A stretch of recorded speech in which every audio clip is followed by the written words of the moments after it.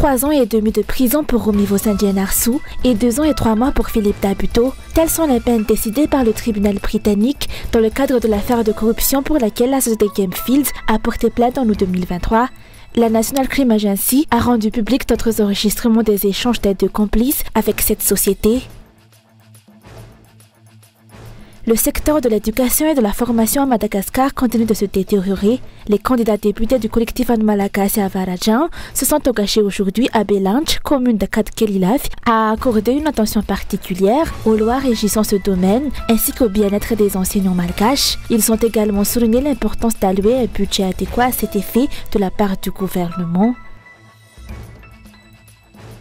Dans l'actualité internationale, la Russie a lancé vendredi une offensive terrestre dans la région de Kharkiv, dans le nord-est de l'Ukraine, et tenté de percer les lignes de défense, a annoncé le ministère de la Défense ukrainien, affirmant que les combats se poursuivaient. Kiev évoque une bataille féroce.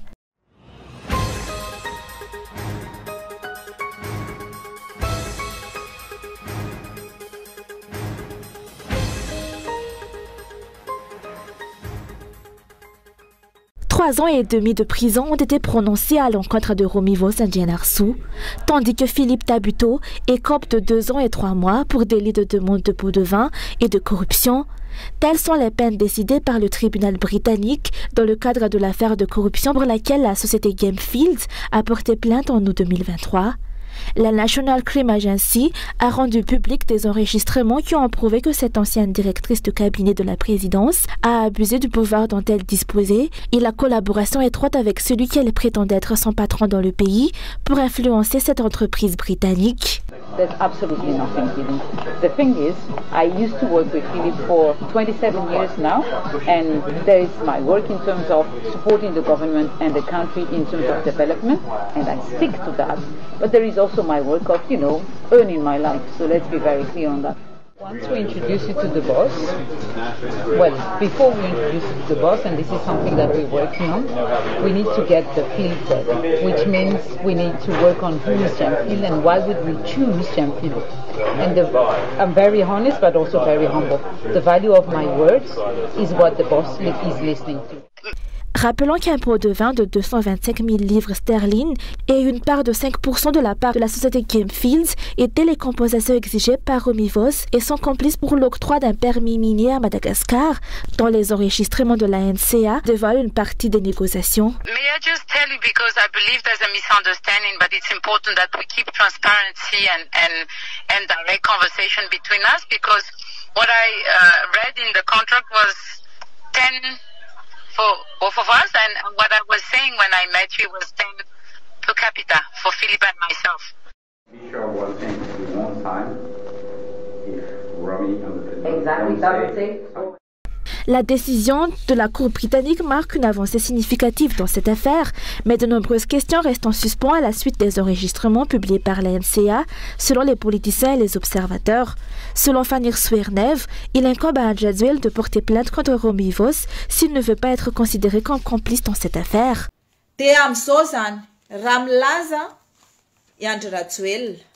Étant donné qu'Ndjadzuel a déjà déclaré une politique de tolérance zéro envers la corruption, il devrait immédiatement engager des poursuites au nom de la présidence contre Romy pour abus de fonction et recherche de profit personnel si ses actions avec Tabuteau à Londres n'ont vraiment pas de lien avec la présidence. Si le gouvernement ne prend pas cette mesure, cela pourrait impliquer une complicité de sa part dans les agissements de Romy et de son complice. Comment le gouvernement pourrait-il laisser cette affaire passer alors même qu'il menace de condamner à 44 mois de prison ceux qui publient de fausses informations sur Facebook? Suite à la diffusion de ces enregistrements, de nombreuses questions émergent, notamment celles concernant l'identité du prétendu patron de Romy Vos, avec qui elle prétend collaborer étroitement depuis 27 ans. Ce patron avec lequel la société Gamefields doit négocier pour obtenir son approbation et sa signature pour son projet d'exploitation.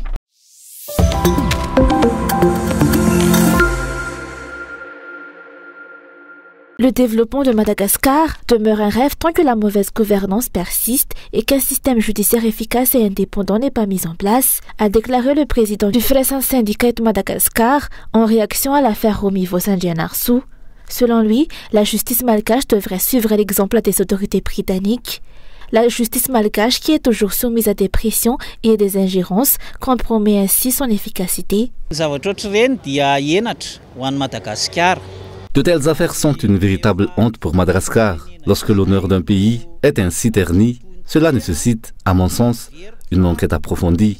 Le problème réside dans le fait que les affaires de corruption de haut niveau ou de trafic de ressources nationales ne sont découvertes qu'à l'étranger, et ce n'est qu'ensuite que les autorités malgaches semblent mener des enquêtes pour identifier les commanditaires. Cependant, jusqu'à présent, il semble que les actions des autorités judiciaires ne soient que des sous-formes. De nombreuses affaires ont éclaté, mais les cerveaux derrière ces actes n'ont jamais été identifiés. Seuls les petits exécutants sont appréhendés. À mon avis, la justice malgache n'accomplit pas efficacement son travail et semble encore être soumise à des directives venant d'en haut Dieu.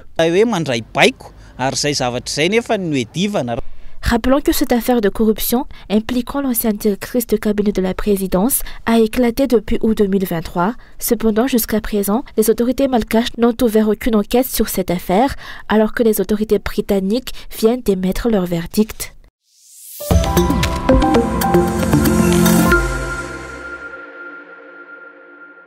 Changer les choses face à la destruction de nombreux secteurs causés par la mauvaise gouvernance des dirigeants. Voilà la mission que se sont assignés les candidats du collectif An Malagasy à Varangian ont-ils assuré aujourd'hui aux habitants de Belange, dans la commune d'Akadkelilafi. Les candidats du collectif An Malagasy qui a déjà travaillé et continuera à travailler pour les intérêts de la génération future.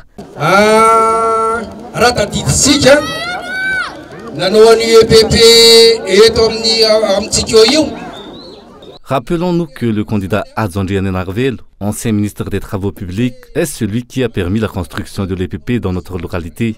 En outre, je tiens à souligner que les candidats Adzondriane Narvel et Andrata Vlai ont résolu un problème qui nous préoccupait depuis longtemps, celui du canal obstrué, négligé par les autorités pendant des années. Grâce à eux, notre barrage a également été construit. Actuellement, nous disposons de 19 poteaux qui seront rénovés pour nous apporter la lumière qui va garantir la sécurité dans notre localité. De plus, ils ont initié la construction du petit pont à la Lanmen, facilitant le transport de notre riz. Nous leur sommes reconnaissants pour tout cela. La construction du pavé a également été son initiative quand il était encore ministre avec le défunt Mang.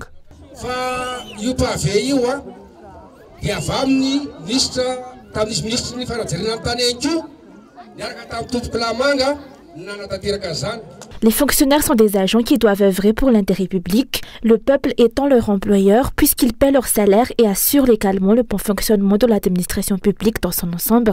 Le pays a besoin de députés qui aient le courage d'exiger et de rappeler au pouvoir exécutif ses responsabilités envers le peuple, a déclaré le candidat du collectif An Malagasy à Varangian.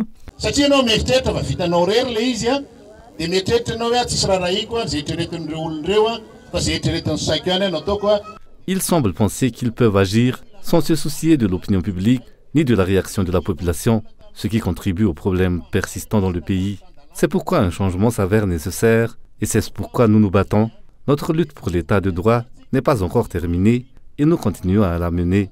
Il est impératif de mettre fin à l'état d'impunité dans le pays et la gestion des fonds publics doit faire l'objet d'une surveillance rigoureuse. Jusqu'à présent, leur utilisation n'a pas eu d'impact positif évident dans notre localité. Je tiens à souligner que les initiatives telles que la construction d'écoles et de routes n'ont pas été financées de ma propre poche, mais avec l'argent de tous les citoyens. Mon rôle en tant que ministre était de gérer ces fonds publics dans l'intérêt de chaque malgache. Il incombe aux députés de surveiller attentivement l'utilisation de ces fonds publics et de vérifier si chaque dépense a un impact positif sur la vie de chacun d'entre nous.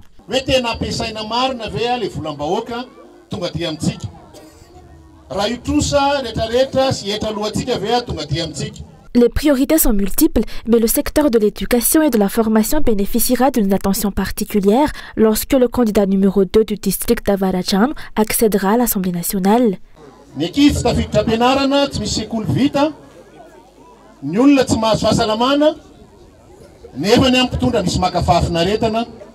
Les enfants ne sont pas scolarisés, les écoles ne sont pas construites et les citoyens n'ont pas accès à des soins de santé adéquats. Malgré cela, les dirigeants décident de consacrer des ressources à la construction d'un réseau téléphérique. Où nos jeunes iront-ils s'ils ne peuvent pas fréquenter les écoles publiques qui devraient pourtant être accessibles à tous? Cette situation appelle le changement, car sans cela, le développement sera compromis.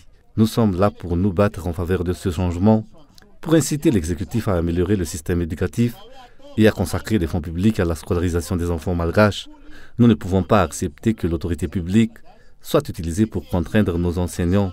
Nous devons nous battre pour des lois qui sanctionnent le gouvernement, les dirigeants ou les autorités qui interfèrent dans les choix des fonctionnaires.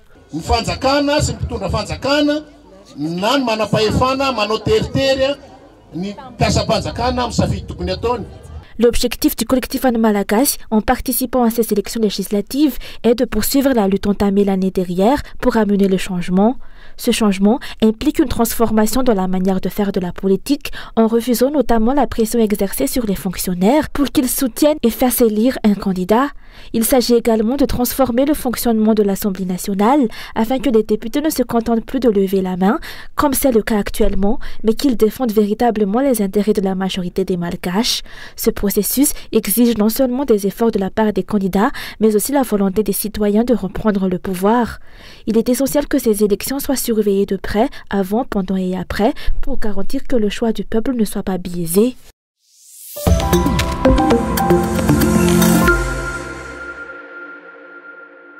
Les récents événements laissent craindre une nouvelle fois la tenue d'élections entachées de fraude et d'irrégularité. Les OSC ont exprimé leurs préoccupations quant à cette possibilité en raison des manipulations indirectes ou directes et des stratégies visant à favoriser les candidats du gouvernement lors de la préparation des élections législatives du 29 mai.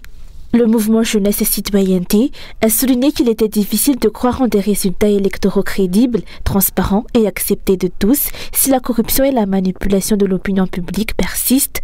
Cette constatation étant particulièrement alarmante à seulement 18 jours des élections législatives. Il s'agit d'une pratique politique néfaste qui perdure dans le processus électoral depuis plusieurs années. Les dons distribués aux citoyens, tels que des spaghettis ou des sous, dans le cadre des élections législatives, constituent déjà une forme de corruption, ce qui embrouille la compréhension des citoyens quant au véritable rôle d'un député. J'ai pris uniquement les élections législatives comme exemple.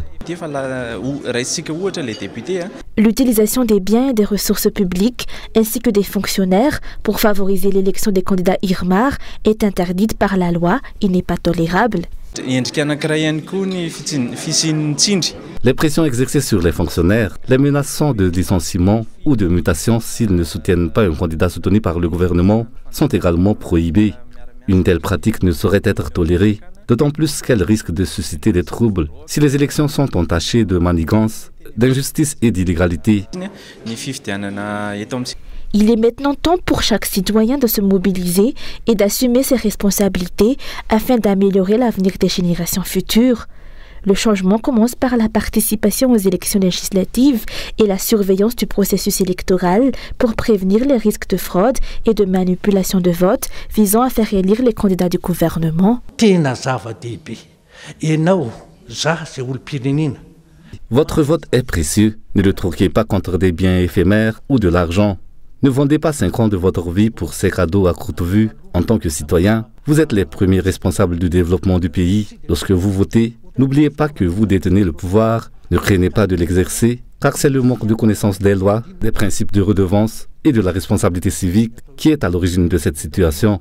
Sachez désormais que vous détenez entre vos mains le pouvoir.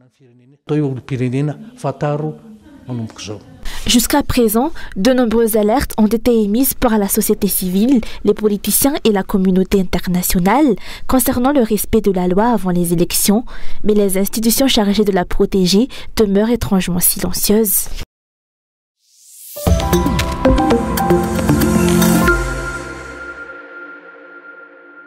La contrebande de richesses nationales a tendance à augmenter en période électorale et de fête, ont déploré aujourd'hui les OSC qui œuvrent dans l'environnement. Elle souligne une corrélation entre la récente découverte de lémuriens et de tortues de Madagascar en Thaïlande le 1er mai et le contexte électoral en cours à Madagascar. Des soupçons planent quant à l'utilisation de fonds illicites issus de cette contrebande pour financer des campagnes électorales. La transparence sur les sources de financement utilisées lors des élections et la limitation de l'argent utilisé par les candidats pendant la campagne sont exigées. Le problème réside dans la non-application de la loi dans le pays. Dans un mois, cette affaire d'animaux découverts en Thaïlande sera probablement oubliée. Les commanditaires en Thaïlande ont déjà été appréhendés, mais ceux à Madagascar restent non identifiés. C'est l'aspect judiciaire qui suscite des inquiétudes dans le pays. Au sein de la protection de l'environnement, nous avons constaté que les sanctions appliquées sont souvent faibles. Même en cas de flagrant délit, les individus sont relaxés. Certaines affaires sont prescrites ou classées sans suite. De nombreux politiciens sont impliqués dans ces pratiques, vivant grandement de cette contrebande de richesse nationale. Ces infractions sont plus nombreuses en période de fête, comme le 26 juin ou la fin d'année. En cette période électorale, nous demandons aux citoyens de ne pas voter pour ces individus dont l'implication dans le vol des richesses nationales est manifeste. Aux candidats, nous disons, ne financez pas votre candidature par le biais de l'argent obtenu par ces pratiques, car vous pourriez le regretter. La quantité de richesses nationales exportées illégalement augmente avec l'expansion du réseau impliqué, selon les explications. On se demande comment les 48 tortues et les 1076 lémuriens ont pu être retirés de leur habitat naturel avec un tel nombre sans éveiller de soupçons. Le collectif des OSC des Shonongaché d'Atimanjevan suspecte que le trafic de ces animaux a été planifié depuis de nombreuses années. Nous parlons des richesses de notre pays. C'est pourquoi nous continuons à tirer la sonnette d'alarme. Notre première hypothèse est que ces lémuriens proviennent du sud. Cependant, le nombre élevé de plus de 1000 lémuriens suggère qu'ils n'ont pas pu être capturés en un jour, mais sur une période prolongée. Les conditions qui ont permis à ces animaux de sortir du pays sont encore difficiles à comprendre, d'autant plus qu'il est embarrassant que ce trafic n'ait pas été découvert chez nous dès les premiers instants où ces animaux ont été enlevés de leur habitat naturel, mais dans un autre pays, en Thaïlande. Comme nous l'avons souligné dans le communiqué, le réseau de trafic semble devenir de plus en plus étendu et puissant.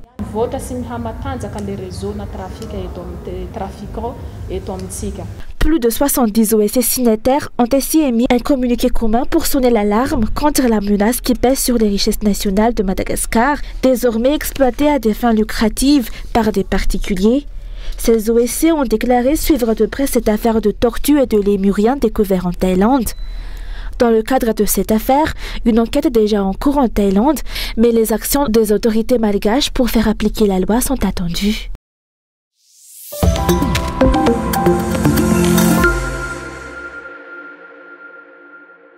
L'espèce de tortue arabica, qui fait la spécificité de la région d'Atimanjevan, est soupçonnée de disparition en raison de l'intensification de son exploitation illégale, a alerté le collectif des OSC des Shonongaché d'Atimanjevan. Cette espèce de tortue n'est désormais visible que dans deux Fuktan de la commune d'Anjuk, district d'Apani. En raison de l'exploitation massive, même les tribus qui dépendent de la consommation de cette tortue ne parviennent plus à en trouver.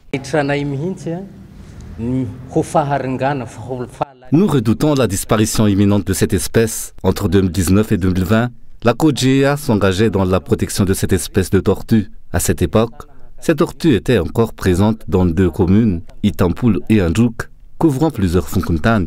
Aujourd'hui, nous ne trouvons plus cette tortue que dans deux Funkuntan de la commune d'Anjuk. Les lanceurs d'alerte qui dénoncent les réalités dans la localité sont victimes de pressions et de menaces, ce qui avantage les exploiteurs. À Madagascar, ces tortues sont vendues à $15, mais leur prix peut atteindre jusqu'à $2000 lorsqu'elles sont vendues à l'étranger. Comme l'a expliqué le professeur Chonarati Mazafi. Ces tortues quittent Tuléar dissimulées dans des sacs avec des noix de coco. Ils ont développé une technique spéciale pour masquer l'odeur de leur urine, dont le processus a été dévoilé en détail par une magazine étrangère. Cela témoigne de l'existence d'un vaste réseau criminel. Même l'hôtel Andasbe, où ce réseau opère pour ce trafic de tortues, mais aussi de serpents, est mentionné. Il est clair qu'il s'agit d'un réseau étendu et puissant. Aujourd'hui, 11 mai, marque la journée internationale des espèces menacées. Selon les OSC, le pays a déjà enregistré 4 cas de découverte de trafic d'animaux sauvages et de bois précieux cette année, mais la réalité dépasse probablement ces chiffres. La région de Sava et Analandzirouf est particulièrement touchée par ce fléau. Le faible budget alloué au ministère de l'Environnement reste une lacune majeure jusqu'à présent. Parmi les revendications des OSC figure également la création d'une direction de contrôle au sein de ce ministère.